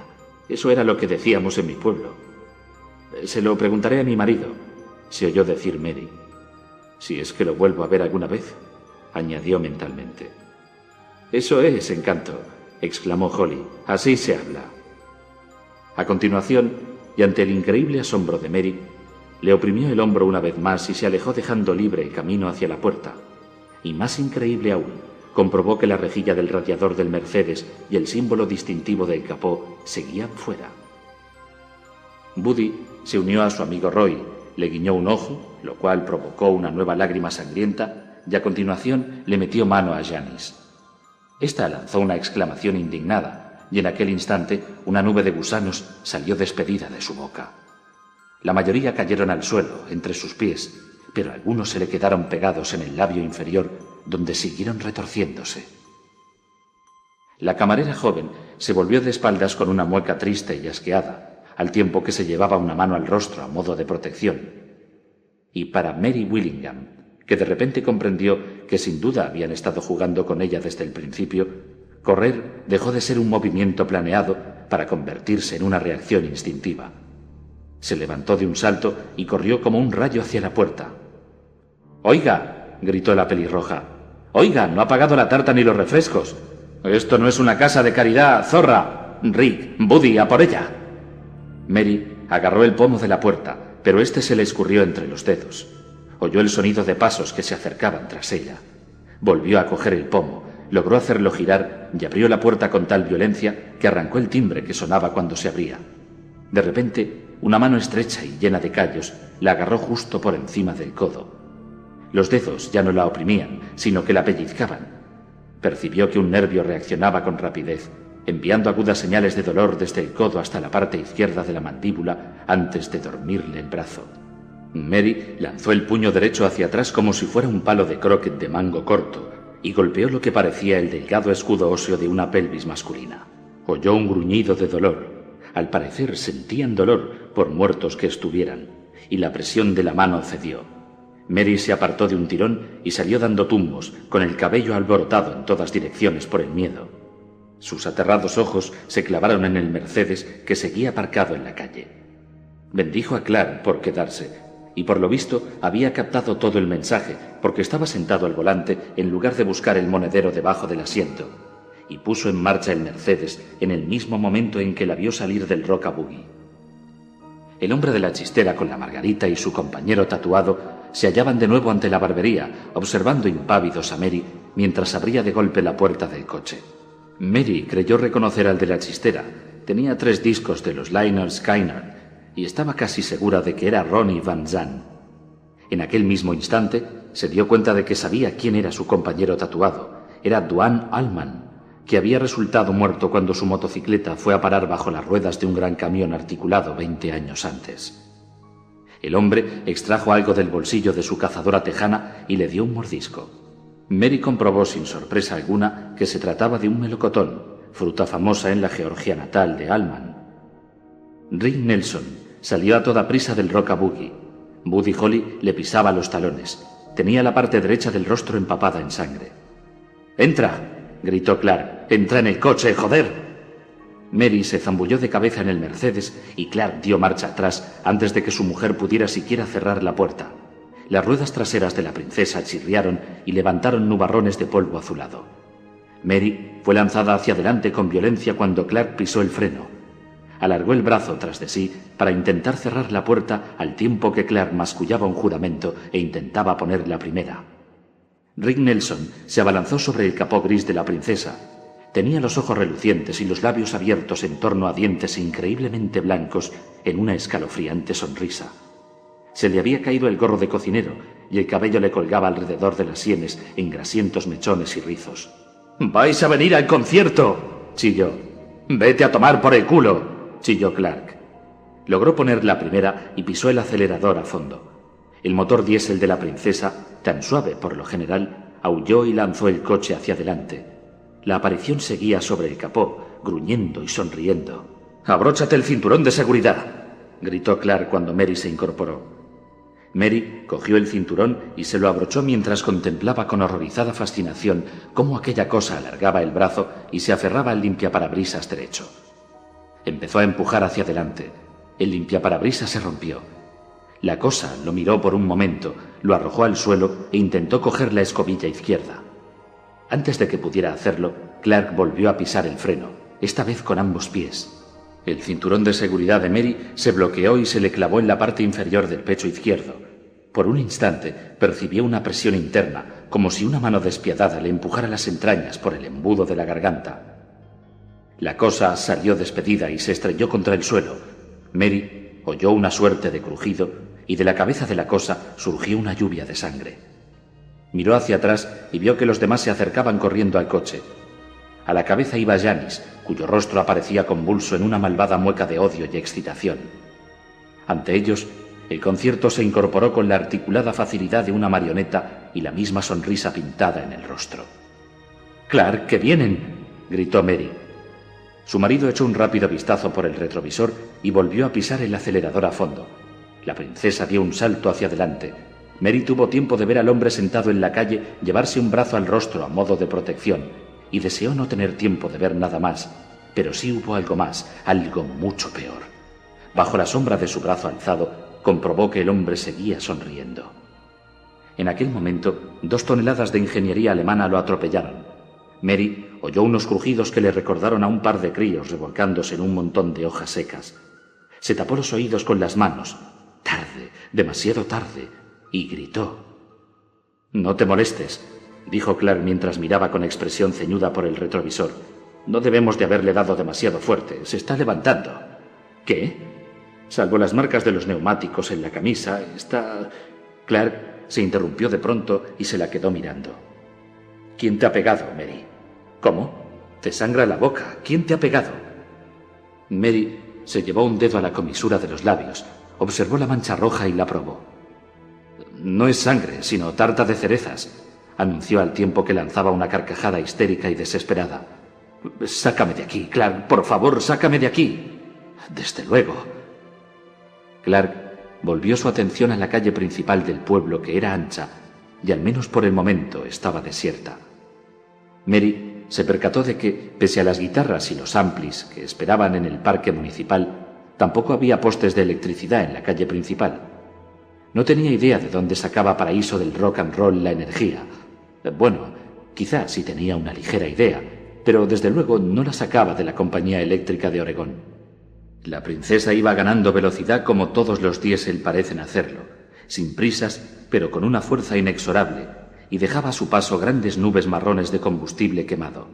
Mary distinguió apenas la silueta de unos grandes almacenes, una librería y una tienda de artículos premamá llamada La Nana del Rock and Roll. Un joven con el cabello rizado y hasta los hombros estaba de pie ante el imperio del billar rock, M&So Kem, con los brazos cruzados sobre el pecho y un pie enfundado en una bota de piel de serpiente apoyado contra la pared de ladrillos. Era atractivo de un modo pesado y rechoncho, y Mary lo reconoció al instante. Clark también. «El viejo Lizard King en persona», comentó en tono seco y carente de emoción. «Ya lo sé, ya lo he visto». Sí, lo veía, pero las imágenes eran como papel seco devorado por las llamas bajo la luz despiadada y concentrada de su mente. Era como si la intensidad de su miedo la hubiera transformado en una lupa humana, y supo que si conseguían salir de allí no recordaría nada de aquel pueblo peculiar. Los recuerdos no serían más que cenizas ahuyentadas por el viento. Así era como funcionaban aquellas cosas.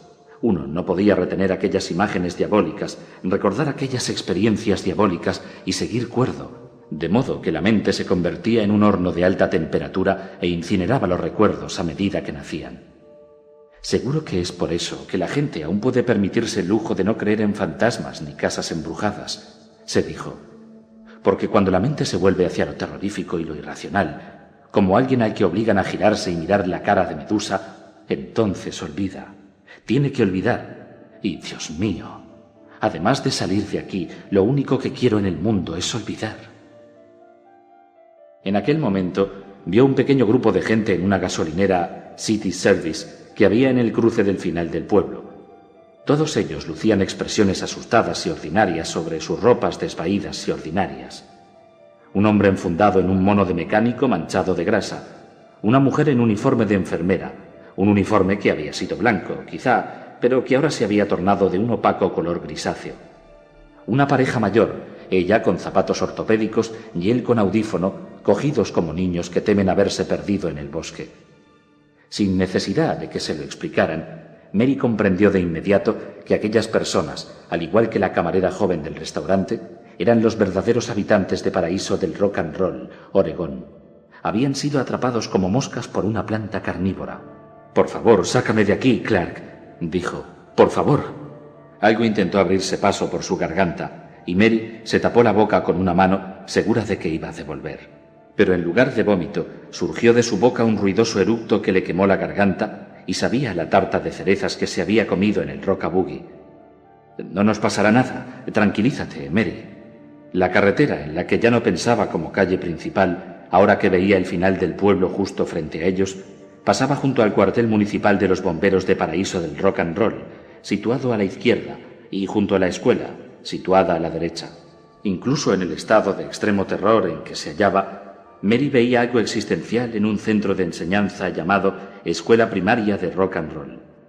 En el patio adosado a la escuela, 3 niños observaron la princesa con expresión apática. Más adelante, la carretera rodeaba un afloramiento en el que se veía una señal en forma de guitarra. «Está saliendo de Paraíso del Rock and Roll. Buenas noches, cariño. Buenas noches». Clark tomó la curva sin aminorar la marcha y en el otro extremo un autobús bloqueaba la carretera. No era un autocar escolar amarillo, como el que habían visto desde lejos al acercarse al pueblo, sino que estaba surcado de líneas de cientos de colores y miles de trazos psicodélicos, un recuerdo de tamaño industrial del verano del amor. En las ventanas se veían mariposas adhesivas y símbolos de la paz, y cuando Clark lanzó un grito y pisó el freno, Mary leyó sin sorpresa alguna las palabras que flotaban en los costados del vehículo como dirigibles repletos de aire. El autobús mágico, la canción de los Who. Clark hizo lo que pudo, pero no consiguió detenerse a tiempo. La princesa chocó contra el autobús mágico a unos 25 kilómetros por hora, con las ruedas bloqueadas y los neumáticos echando humo. Se oyó un golpe hueco cuando el Mercedes colisionó contra el flanco multicolor del autobús. Una vez más, Mary salió despedida hacia adelante contra el cinturón de seguridad. El autobús se balanceó un poco, pero eso fue todo. «¡Da marcha atrás!», gritó, aunque estaba casi abrumada por la sofocante intuición de que todo había terminado. El motor de la princesa sonaba inestable y Mary vio que de la parte delantera del capó salía vapor. Parecía el aliento de un dragón herido. Cuando Clark puso la marcha atrás, el tubo de escape hizo explosión 2 veces. El coche se estremeció como un perro viejo y empapado y por fin se detuvo. Oyeron el sonido de sirenas que se acercaba tras ellos. Mary se preguntó quién sería el jefe de policía del pueblo. Sin duda no sería John Lennon, cuyo lema había sido siempre «Cuestiona toda autoridad», ni tampoco Lizard King, quien a todas luces era uno de los chicos malos del pueblo y se dedicaba principalmente al billar. ¿Quién sería? Y por otro lado, ¿qué importaba? Tal vez, se dijo, es Jimi Hendrix. Aquello parecía una locura, pero Mary se sabía su lección de rock and roll probablemente mejor que Clark, y recordaba haber leído en alguna parte que Hendrix había sido paracaidista en la División 101 del Ejército. ¿Y acaso no se decía que los exmilitares con frecuencia se convertían en excelentes representantes del orden? «Te estás volviendo loca», se dijo, y asintió con un gesto. Sin duda tenía razón. De algún modo, la certeza de haber perdido el juicio era un alivio. «¿Y ahora qué?», preguntó sin demasiado entusiasmo. Clark abrió la portezuela, aunque tuvo que ayudarse con el hombro porque el marco había quedado un poco retorcido. «Pues echamos a correr», repuso. «¿Y de qué nos va a servir?» «Ya los has visto. ¿Es que quieres volverte como ellos?» Las palabras de Clark reavivaron el temor de Mary. Se desabrochó el cinturón y abrió su portezuela. Clark dio la vuelta a la princesa y la tomó de la mano. Cuando se volvieron hacia el autobús mágico, la presión de su mano se acentuó cuando vio quién se apeaba de él. Un hombre alto, ataviado con una camisa blanca de cuello abierto, pantalones oscuros y gafas de sol de vidrios anchos. Llevaba el cabello negro azabache peinado hacia atrás en un impecable y espeso tupé. Era imposible no reconocer a aquel hombre de apostura imposible, casi alucinante. Ni siquiera las gafas oscuras conseguían ocultarla. Aquellos labios gordezuelos se curvaron en una pequeña y maliciosa sonrisa. Un coche patrulla blanco y azul con las palabras «Policía de Paraíso del Rock and Roll» escritas en las portezuelas, tomó la curva y se detuvo con un agudo chirrido de frenos a pocos centímetros del parachoques trasero de la princesa. El conductor era negro, pero no se trataba de Jimi Hendrix, a fin de cuentas. Mary no estaba segura, pero creía que el representante local de la ley era Otis Redding. El hombre de las gafas oscuras y los vaqueros negros se hallaba ahora delante de ellos, con los pulgares hundidos en las presillas y las pálidas manos colgando como arañas muertas. «¿Qué tal, amigos?» También resultaba inconfundible aquel deje lento y ligeramente sardónico tan característico de Memphis. «Bienvenidos al pueblo. Espero que se queden con nosotros una temporada. No es que haya mucho que ver, pero somos hospitalarios y no nos metemos en los asuntos de nadie». Alargó una mano adornada con 3 anillos ridículamente grandes y brillantes. «Soy el alcalde de aquí. Me llamo Elvis Presley». Anochecer de un día de verano. Al entrar en el parque municipal, Mary recordó de nuevo los conciertos a los que había asistido en Elmira cuando era niña, y de repente una punzada de nostalgia y pena atravesó el caparazón de shock en que su mente y sus emociones la habían encerrado. Tan parecido y tan diferente al mismo tiempo. No había niños blandiendo bengalas. Los únicos menores presentes eran una docena de críos apiñados en el lugar más alejado posible del escenario. Sus rostros pálidos se veían tensos y vigilantes. Entre ellos estaban los niños que ella y Clark habían visto en el patio de la escuela durante su intento fallido de huir hacia las colinas. Y tampoco había una sencilla banda de viento que fuera a tocar durante 15 minutos o tal vez media hora. Esparcidos por el escenario, que a Mary se le antojó casi tan grande como el Teatro Bowl de Hollywood, se veían los instrumentos y accesorios de lo que, por fuerza, tenía que ser el grupo de rock and roll más grande y más ruidoso, a juzgar por los amplis, del mundo. Una combinación apocalíptica de rock que, tocada al volumen máximo, sería sin duda lo suficientemente ruidosa como para romper cristales en un radio de 8 kilómetros. Había 4 baterías enteras, bongos, congas, una sección rítmica, podios redondos para los coros, un bosque de micrófonos.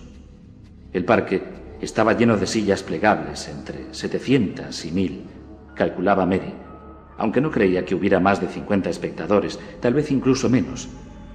Vio al mecánico, ataviado ahora con vaqueros limpios y camisa almidonada. La mujer pálida y de belleza marchita que se sentaba junto a él sería su mujer. La enfermera estaba sentada sola en el centro de una larga fila vacía. Tenía el rostro vuelto hacia el cielo. Contemplaba las primeras estrellas de la noche. Mary apartó la vista de ella. Estaba convencida de que si miraba aquel rostro triste y anhelante con demasiada atención, se le quebraría el corazón. No había rastro de los habitantes más famosos del pueblo. Era evidente. Había concluido su jornada laboral y ahora estarían todos entre bastidores, poniéndose guapos y repasando sus entradas, preparándose para el gran espectáculo de aquella noche. Clark se detuvo a medio camino del pasillo central cubierto de hierba. Una ráfaga de brisa vespertina le alborotó el cabello y Mary pensó que parecía reseco como la paja. Profundas líneas surcaban la frente y las comisuras de la boca de su marido, líneas que Mary nunca había visto. Daba la impresión de haber perdido 15 kilos desde la hora de la comida. El niño de la testosterona no asomaba por ninguna parte y Mary tenía la sensación de que había desaparecido para siempre. Se dio cuenta de que no le importaba gran cosa. Y, por cierto, cariño pichoncito, ¿qué aspecto crees que tienes tú? ¿Dónde quieres sentarte?, preguntó Clark. Hablaba con voz débil y carente de inflexiones, la voz de un hombre que todavía cree estar soñando. Mary vio a la camarera del Herpes. Estaba sentada junto al pasillo, unas 4 filas más adelante, y llevaba una blusa de color gris claro y una falda de algodón. Se había echado un jersey sobre los hombros. Allí, repuso, al lado de ella. Clark la condujo en aquella dirección sin preguntas ni objeciones. La camarera se volvió para mirar a Mary y a Clark, y Mary comprobó que sus ojos ya no revoloteaban inquietos, lo cual era un alivio. Al cabo de un momento averiguó la razón. La chica iba completamente colocada. Mary bajó la cabeza, incapaz de sostener aquella mirada nublada durante más tiempo, y en aquel instante se dio cuenta de que la mano izquierda de la camarera estaba envuelta en un abultado vendaje blanco. Mary comprobó horrorizada que le faltaba un dedo, o tal vez 2. «Hola», saludó la muchacha. «Me llamo Sissy Thomas». «Hola, Sissy. Me llamo Mary Willingham. Este es mi marido, Clark Willingham». «Mucho gusto», dijo la camarera. «La mano», empezó Mary, aunque sin saber cómo proseguir. «Me lo ha hecho Frankie», dijo Sissy con la indiferencia de una persona absolutamente flipada. «Frankie Lemon. Todo el mundo dice que era el tío más encantador que te pudieras echar a la cara cuando estaba vivo, y que no se convirtió en un cabrón hasta llegar aquí. Fue uno de los primeros, de los pioneros, por así decirlo. Yo no lo sé. Quiero decir que no sé si era un encanto o no antes de llegar aquí. Lo único que sé es que ahora es un cabrón de cuidado.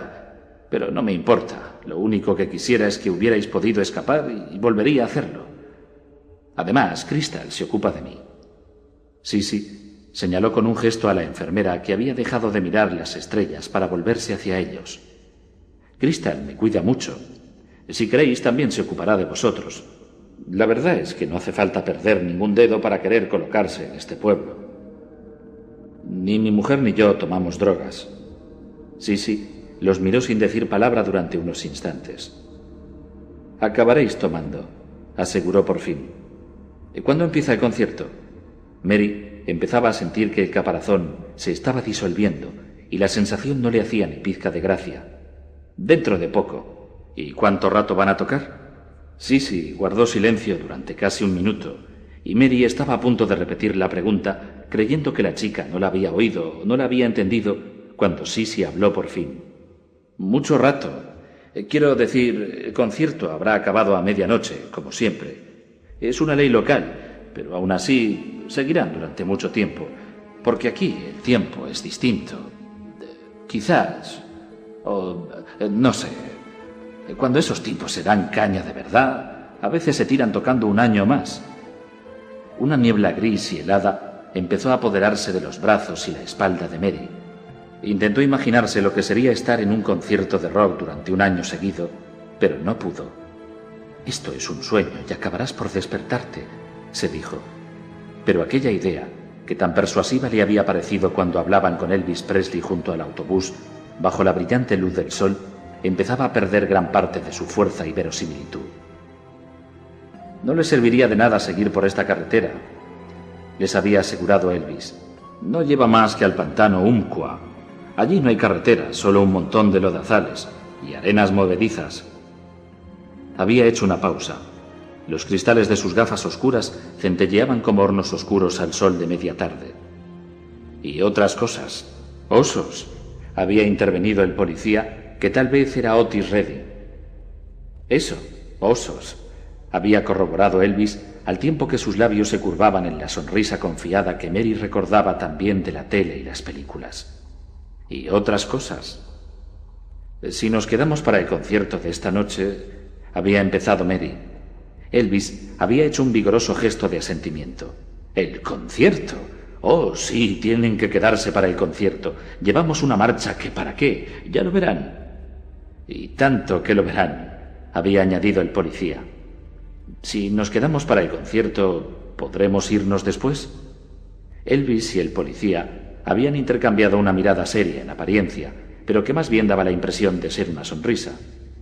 «Bueno, señora», había dicho por fin el antiguo rey del rock and roll, «este pueblo está en el quinto pino y atraer público es un trabajo bastante lento, aunque en cuanto alguien nos ve se queda y pide más, y la verdad es que esperábamos que se quedaran una temporadita, para ver unos cuantos conciertos y disfrutar de nuestra hospitalidad. Elvis había hecho otra pausa para empujarse las gafas de sol hacia la frente, y durante un momento no vieron más que dos cuencas vacías y arrugadas. De repente, reaparecieron los oscuros ojos azules de Elvis, que los observaban con sombrío interés. «Es posible», había añadido por fin, «que incluso decidan instalarse aquí». El cielo se estaba llenando de estrellas. Había anochecido casi por completo. Sobre el escenario empezaban a encenderse focos anaranjados, suaves como flores nocturnas, que iluminaban cada pie de micro. «Nos han dado empleos», intervino Clark en tono apático. «Él nos ha dado empleos.